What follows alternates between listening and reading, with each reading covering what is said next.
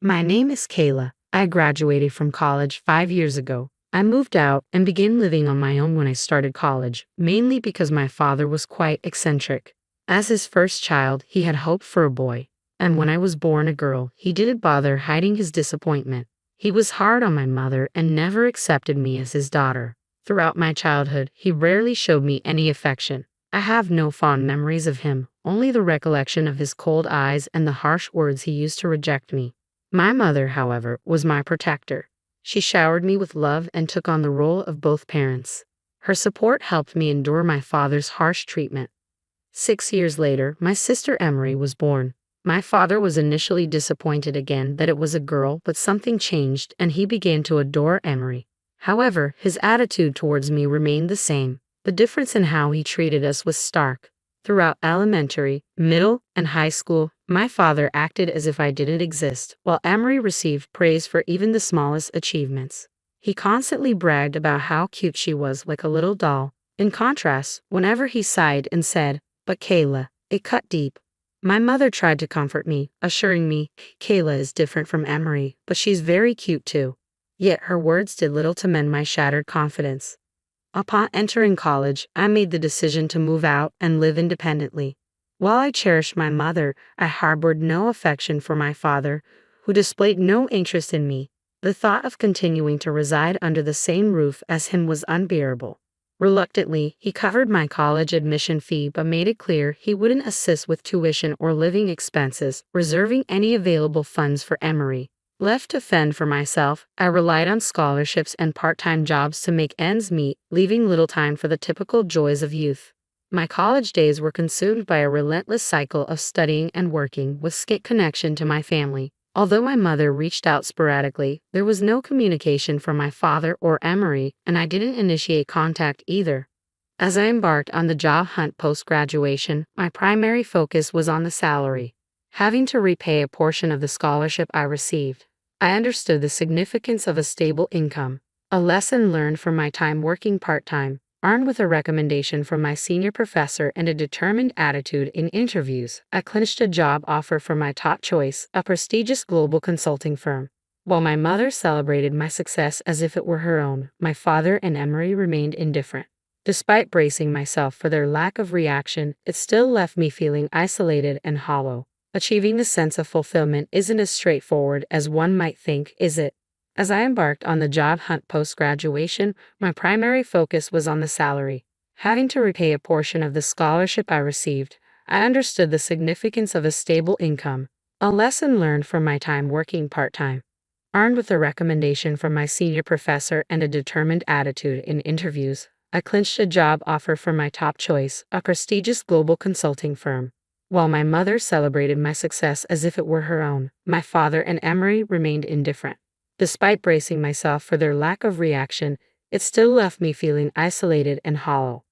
Achieving the sense of fulfillment isn't as straightforward as one might think, is it? Amidst my flourishing career, I received an unexpected call from my father, someone I hadn't heard from in years. His voice was curt as he delivered the news. "Your mother's had an accident. She's paralyzed on one side. You need to come home and take care of her." Shock reverberated through me at the mention of my mother's condition. I realized then that my father, unaware of my job, assumed I was idling away my days. But beyond his assumptions, my concern was solely for my mother's welfare. Reluctant to leave my career behind, yet driven by a deep-seated urge to assist my beloved mother, I knew I had to return home. I promptly applied for remote work at my company, grateful that my global employer was progressive in embracing telecommuting. With the infrastructure already in place, I decided against terminating my apartment lease, deeming it prudent to retain it despite the seeming wastefulness of paying rent. Thus, I returned to my family home, bringing only essentials. Nearly a decade had passed since I left for college. Witnessing my mother's condition firsthand was sobering. Her paralysis rendered her unable to walk unaided. Thankfully, her mental faculties remained intact, allowing her to converse normally. Yet her immobilized form bore the unmistakable signs of discomfort. I mustered the courage to confront my father regarding his prolonged silence in the months following my mother's accident and subsequent home care. His response was as cold and indifferent as ever. "Telling you wouldn't change her condition. I reached out now out of necessity." While I understood my limitations in aiding my mother's recovery, I couldn't fathom a father withholding such crucial information from his daughter for months after my mother's immobility. The state of the house was distressing. Chaos reigned with clothes scattered, dishes overflowing in the sink, and rooms engulfed in dust and debris. It was evident that my mother's care had been woefully overlooked, her back now marred by painful bed sores. While I held no expectations of my father, Emery, who was supposed to reside there as well, puzzled me. What had she been doing? Her response provided clarity. I can't handle household chores, so I couldn't care for Mom either. I feel relieved now that Kayla is back. Emery, indulged throughout her upbringing, had transformed into a self-absorbed individual, incapable of contributing to household tasks. I initiated the cleanup by tackling the rooms, but the extensive mess and grime accumulated over months couldn't be rectified in a day. It consumed nearly a week of diligent effort, during which I juggled caring for my mother alongside. Despite her apologies for burdening me, I tended to her needs with unwavering cheerfulness and energy, holding on to hope for her recovery. As I juggled housework and caregiving responsibilities, neither my father nor Emery lifted a finger to assist. Instead, my father would incessantly criticize, complaining about the food and my caregiving skills. He deemed it appropriate to belittle my efforts, accusing me of slacking off despite my relentless dedication. Emery, on the other hand, saw me as her personal attendant, issuing demands without hesitation. I was relegated to the role of the servant, particularly in my father's eyes, who seemed convinced of my subservient status. I was anything but a NEET. Despite primarily working from home, my days were filled with towel work, household chores, and caring for my mother. Yet in my father's eyes, my presence at home made me seem like a recluse. Despite towel work being my primary mode of work, I still had to make regular trips to the office. Upon returning home, my father would often meet me at the entrance, his accusations ringing with anger. "You're nothing but a shut-in NEET, yet you're out and about. Take better care of the house." His words reverberated through the walls, followed by Emery's derisive remarks from behind him. "Seriously, you're so useless, always out playing around."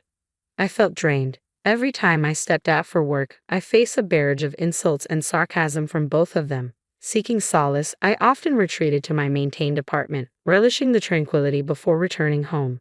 Maintaining this space proved to be a wise decision.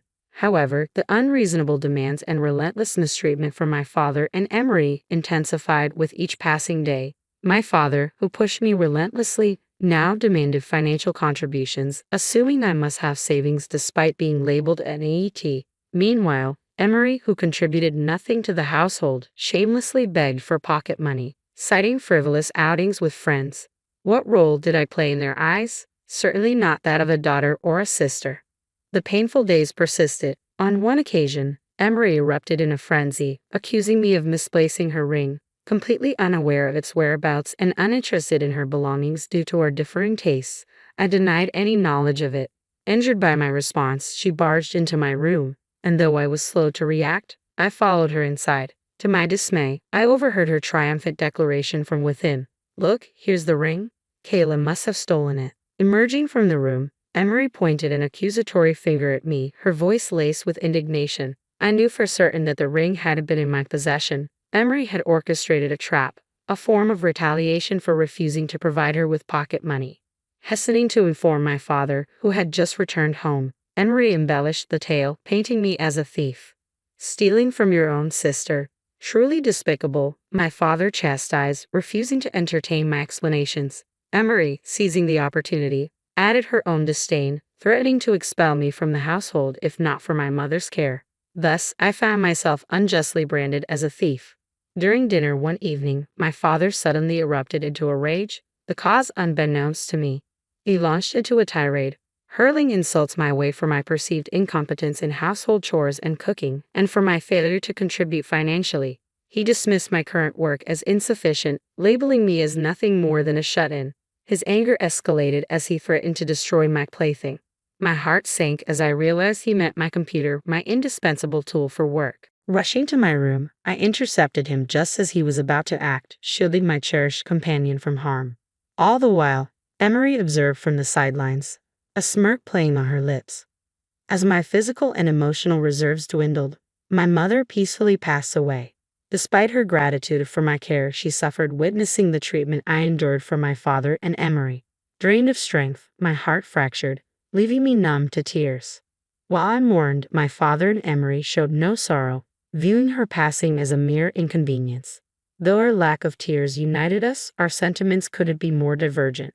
After a quiet funeral, my father summoned me to the living room, delivering a cold ultimatum. Your mother's gone, and you're no longer needed. Leave immediately. We have no use for a useless NEET. While I anticipated his callousness, I never imagined it would materialize. Despite my protestations of hard work, he remained resolute.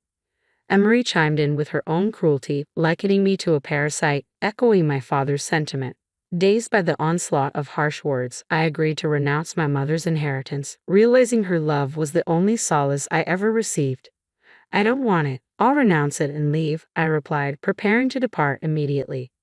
I requested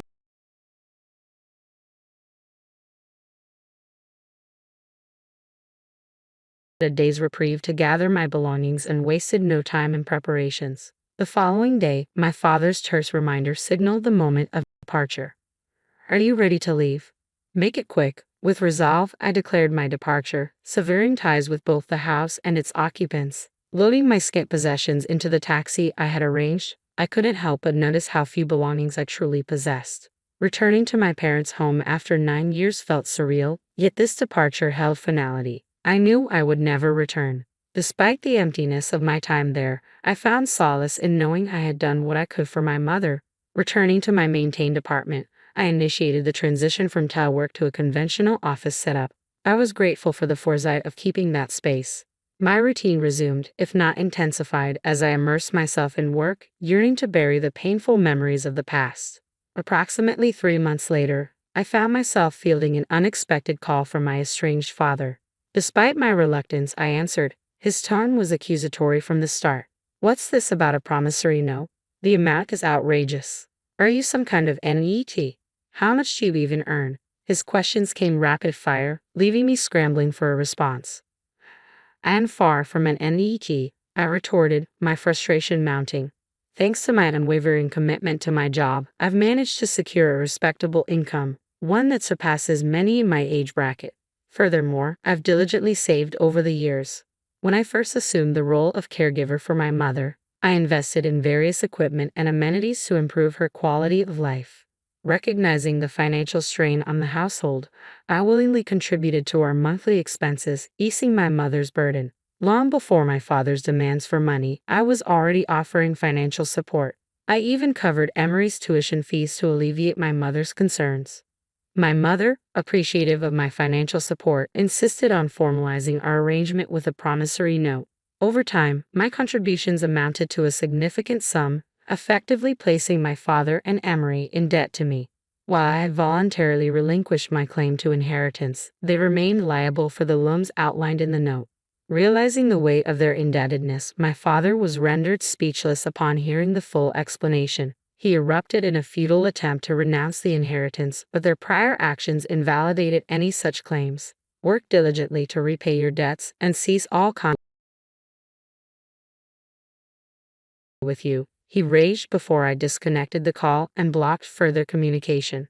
Following the events, my uncle, my mother's brother, became a source of upheaval for my father and Emery. At my mother's funeral, I reconnected with my uncle after a long hiatus and confided in him about our family situation. To everyone's surprise, the family home belonged to my uncle, with my mother as the tenant. Although inheritance granted my father and Emery the right to continue renting, my uncle chose not to renew the lease. Legally, tenants held leverage, but my father and Emery were powerless against my uncle's decision.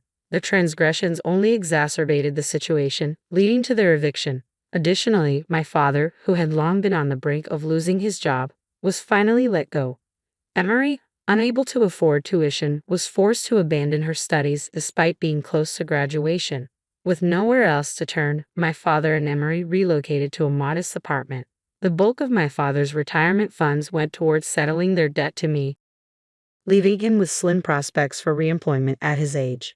Emery, now a college dropout, faced uncertainty in securing meaning. Thus, they found themselves on the precipice of becoming NETs, confined to a dim and cramped space.